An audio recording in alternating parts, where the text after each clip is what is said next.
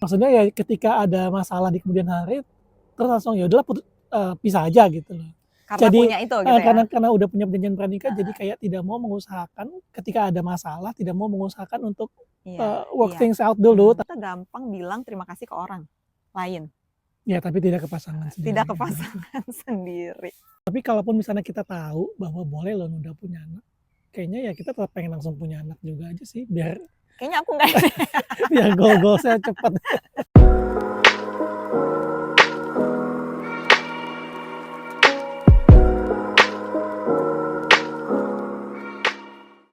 Halo, welcome back to another episode of Couple Perspective. Sekarang kita ada di episode 2 dan kami sekarang mau membahas tentang 10 things I wish I'd known before marriage.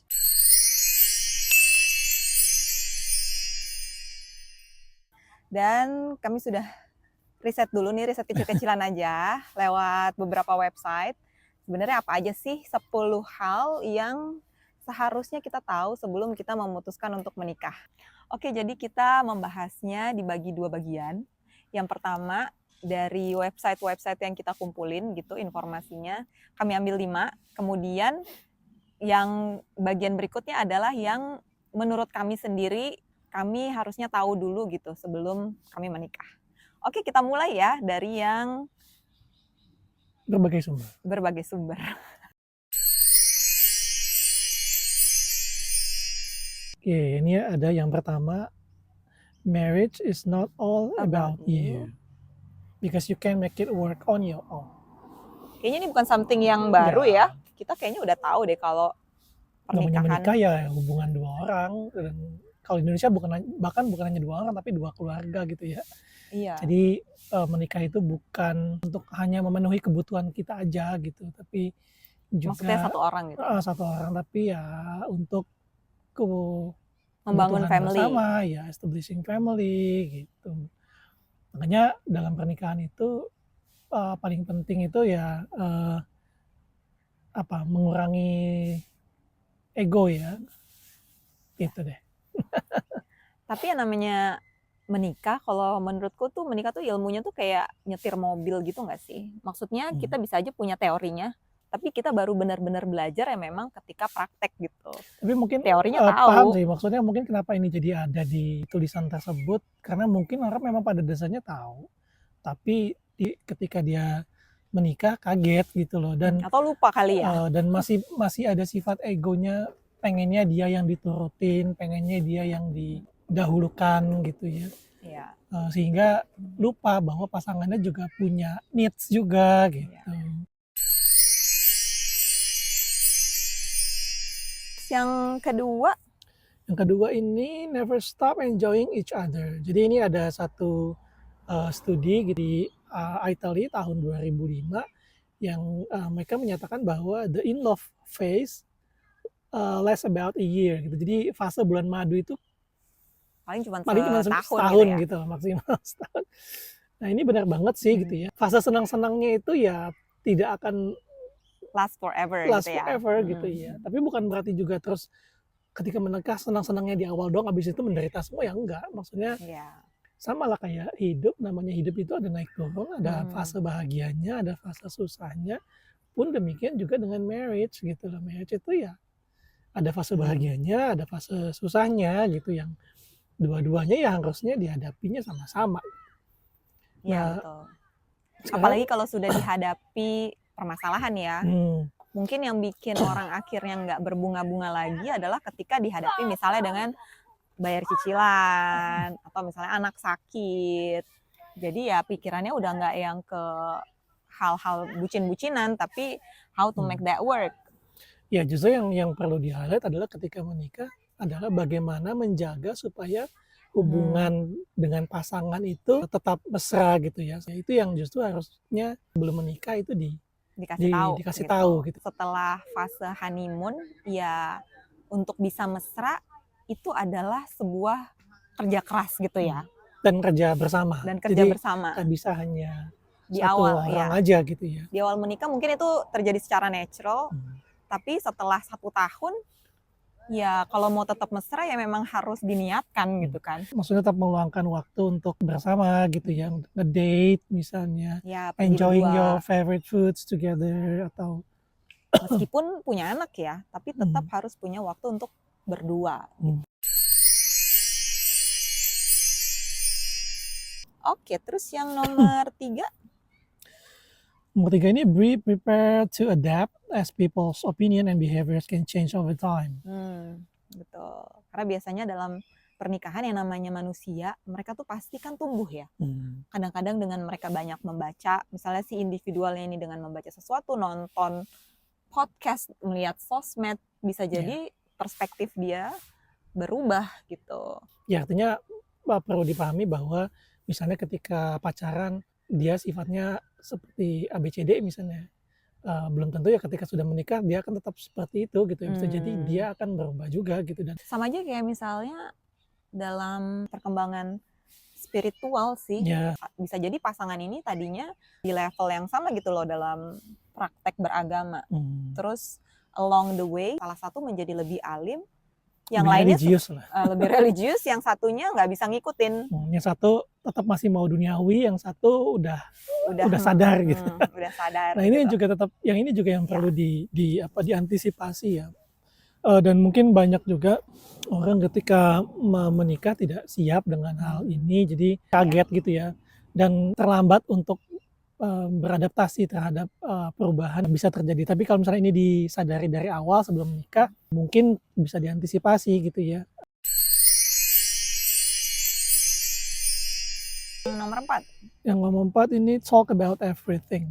Is it something that you wish you had known before? Enggak sih, kalau Mas memang tipenya kan tidak suka yang menyimpan rahasia, kan ada kan ya pasangan yang tetap mau punya privacy, HP nggak boleh dilihat sama pasangan gitu. Namanya kita sudah berumah tangga, we should be open lah gitu, apalagi terhadap hal-hal sensitif yang berpotensi untuk bikin berantem. Menurut aku juga talk about everything ini konteksnya tidak melulu soal hal-hal yang bersifat rahasia atau privacy ya, tapi ya kayak perasaan, dan itu harus mungkin dipelajari ya, karena kita juga kayaknya mempelajari deh.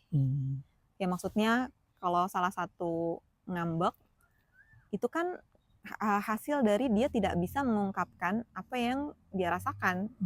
So dia tidak talk about everything, maksudnya perasaannya dia tidak bisa omongin gitu loh ke pasangannya. This one I agree that this one I have to know before I got married. Penting sih, maksudnya ngomongin hal-hal yang even kayak silly things, like ngomongin artis, misalnya ngomongin politik, jangan sampai pasangan kita lebih nyaman ngobrol sama orang lain dibanding sama kita. Justru safe place-nya itu ya sama pasangan mestinya. Yang nomor 5. Nomor 5 adalah say thank you. Ya ini juga something yang aku I wish I had known, karena kadang-kadang namanya udah berumah tangga, kan kita kan ngerasa ya udah nggak usah ngomong thank you karena itu kewajiban loh gitu kan.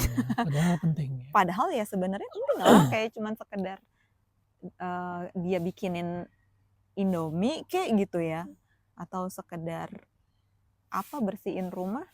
Itu kan juga something yang kalau di luar pernikahan ya itu orang bayar gitu loh untuk melakukan itu gitu. Tapi memang karena di Indonesia sendiri budaya kita itu susah untuk bilang makasih ya.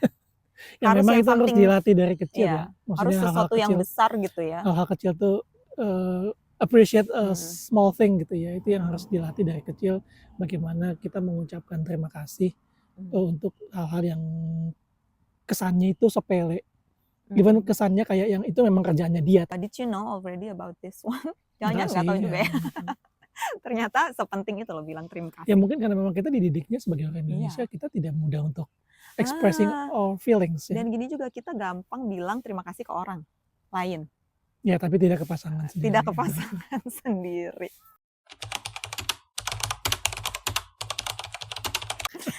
Oke, ini yang dari sumber-sumber udah kita omongin semua, yang dari kita sendiri, yang seharusnya kita juga baru tahunya setelah menikah gitu ya, dan kita harapnya kita tahu duluan.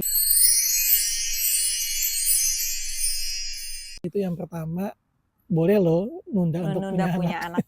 Ya, ini sebenarnya mencakup tentang keputusan-keputusan yang pasangan suami istri itu mau lakukan gitu. Termasuk memutuskan kapan kita mau punya anak gitu. Karena pada waktu itu aku juga sebenarnya nggak siap-siap banget loh. Tapi ya karena dari keluarga juga mereka taunya, jadi tidak menyalahkan ya. Ya mereka juga taunya begitu. Once seseorang itu menikah ya lo harus immediately having a child gitu kan. Nggak usah nunda gitu ya. Nggak usah nunda. Padahal Tapi ternyata boleh bukan gitu kan. berarti kita menyesal ya, enggak juga. Enggak. Kita Cuman we wish we had known. Tapi kalaupun misalnya kita tahu bahwa boleh loh nunda punya anak, kayaknya ya kita tetap pengen langsung punya anak juga aja sih, biar Kayaknya aku enggak. biar goal-goalsnya cepat. Iya, ya. Ternyata begitu ya. Yang kedua ini tentang perjanjian pranikah ya. Ini mungkin sampai sekarang pun juga belum menjadi hal yang umum sih di Indonesia gitu ya. Iya. Ya walaupun udah banyak yang melakukannya, tapi kayaknya kalau di Indonesia belum. Dulu sih aku pernah dengar ya dari pernikahannya Titi DJ, karena dia nikah sama orang luar, kan dia bikin tuh kayaknya perjanjian pranikah, tapi ya nggak terlalu paham amat gitu tuh maksudnya. Kayak apa bentuknya, legalitasnya kayak apa gitu ya. Dan ternyata makin kesini makin banyak insight bahwa perjanjian pranikah itu bukan sekedar kayak nikah itu transaksional, tapi bisa jadi untuk melindungi justru kedua belah pihak gitu ya. Ya walaupun kita masih perlu mempelajari lagi ini apa sih sebenarnya gitu kan. Perlu atau tidaknya gitu ya. Dan dulu tuh ada stigmanya juga.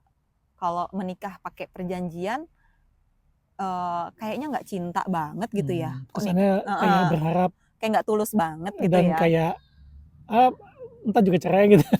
Oh iya benar-benar ya. Kayak seolah-olah udah tahu bakalan nggak workout gitu ya. Dengan makin tingginya angka perceraian mungkin bisa juga menjadi pertimbangan. Bukan berarti karena kita tidak percaya dan udah pesimis pesimis duluan dengan pernikahan kita, enggak, tapi sebagai payung lah untuk melindungi ya kedua belah pihak. Tapi juga jangan itu dijadikan kayak semacam senjata. Maksudnya ya ketika ada masalah di kemudian hari terus langsung ya udahlah pisah aja gitu loh. Karena jadi punya itu gitu ya. Karena udah punya perjanjian pranikah jadi kayak tidak mau mengusahakan ketika ada masalah, tidak mau mengusahakan untuk work things out dulu, tapi langsung pisah gitu loh. Karena ngerasa aman dengan perjanjian pranikahnya jangan sampai gitu perjanjian ya. pranikah itu membuat kita tidak mau berusaha semaksimal mungkin untuk mempertahankan pernikahannya selagi bisa dipertahankan gitu.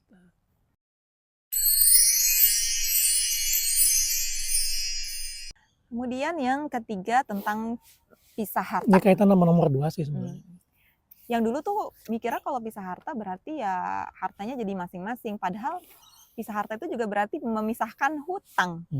Yang mana itu juga bisa beneficial gitu. Kita nggak tahu di masa mendatang salah satu misalnya bisa kena masalah finansial dan akhirnya punya hutang yang sangat besar.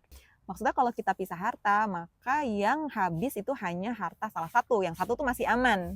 Jadi kita masih bisa hidup gitu loh ke depannya. Oke, kemudian yang keempat.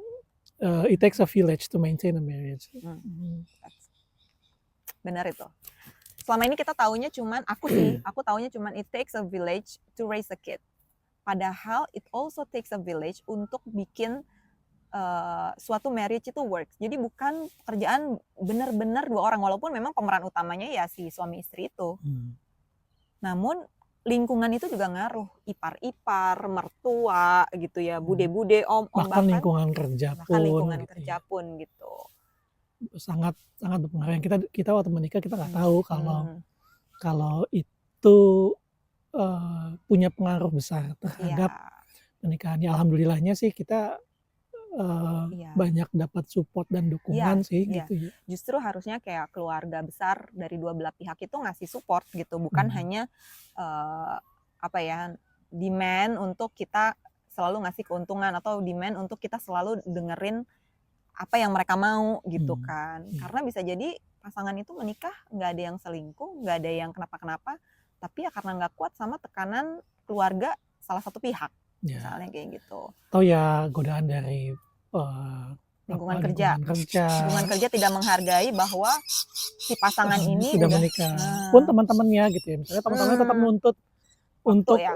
untuk nongkrong, untuk hangout bareng sama seperti ketika belum nikah ya nggak bisa gitu. Last one, it's okay to have me time. What do you think?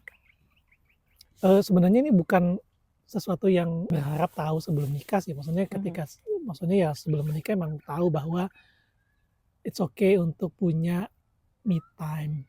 Tapi mungkin kalau Mamas yang perlu di-highlight di sini adalah jangan sampai me time itu mengalahkan family time. Me time that's fine. Itu memang perlu gitu ya. Kita perlu ruang juga untuk diri kita sendiri, contemplating dan sebagainya itu perlu untuk kesehatan mental. Tapi jangan sampai mengalahkan kualitas dari family time-nya. Misalnya gini, kita udah kerja nih dari Senin sampai Jumat full kerja, pergi pagi pulang sore, tapi ketika weekend kitanya kelayapan gitu loh, karena ngerasa it's time for me time gitu loh. Padahal family time-nya juga belum terpenuhi gitu. Maksudnya ya penuhi dulu family time-nya, once family time-nya sudah terpenuhi ya nggak apa-apa punya me time. Kumpul-kumpul nggak apa-apa, tapi jangan sampai itu mengalahkan family time-nya gitu. Tapi kalau dari sudut pandang perempuan, kan seolah-olah perempuan itu kalau punya me time ketika dia udah punya suami dan anak, egois gitu kan. Jadi ya aku juga surprise ternyata nggak apa-apa punya me time. Even waktu anak kita masih bayi pun gitu. Paling nggak titipin ke suaminya dulu gitu. Karena suaminya harus mau. Ya maksudnya ibu yang mentalnya sehat itu ya justru penting buat anak. Jadi itu nggak egois. Kayak dalam porsi yang benar, ya itu malah bagus gitu. Kayaknya itu aja. Ada lagi nggak? Bukan I wish I knew ya. Bahwa nikah itu nggak usah heboh-heboh nggak apa-apa lah. Oh iya. Nikah itu nggak perlu wedding yang mahal-mahal ya. Tapi gini, kalau kayak di Indonesia itu kadang pernikahan itu, ya itu tadi, pernikahan itu kan bukan buat kita berdua doang gitu ya. Menyangkut keluarga besar kan ya. Jadi kadang-kadang memang ada keinginan orang tua untuk selebrasi kebahagiaannya menikahkan gitu. Karena ya kita juga perlu tahu ya, maksudnya gini, kita juga perlu sadari bahwa orang tua kita dan kita itu hidup di dua zaman yang berbeda. Jadi tuntutannya berbeda, hal-hal yang mereka tahu juga berbeda, exposure-nya juga berbeda. Jadi mungkin keinginan orang tuanya untuk mengadakan pesta gitu ya. Ya selagi itu memang tidak memberatkan sih ya nggak apa-apa gitu ya. Ya nggak apa-apa, kita turutin aja gitu. Tapi kalau itu akhirnya kemudian memberatkan, jadi malah sumber masalah gitu ya, mending dibicarakan baik-baik bahwa nikah itu yang penting ya sahnya. Dan after the wedding itself gitu ya. Daripada wedding gede-gedean terus habis itu nggak punya duit kan, nggak enak juga gitu. Mending duitnya buat misalnya buat nyicil rumah, gak usah heboh-heboh gitu. Yang penting sah dan yang penting justru adalah kehidupan after the wedding. Terutama bridesmaid ya, karena bridesmaid itu membebani si bridesmaid. Iya. Harus jahitin ya. Jahitin aja. Belum tentu dia mau gitu kan. Iya, oke deh. Tapi itu balik lagi ke terserah masing-masing itu preferensi ya. Kalau kita sih gitu. Kayaknya sih gitu aja ya. Ada lagi nggak? Lagi ya? Udah ini. Ya, jadi ya sekian dulu. Terima kasih sudah menonton dan don't forget to subscribe. Apalagi? Comment. Like and share. Thank you. Bye-bye.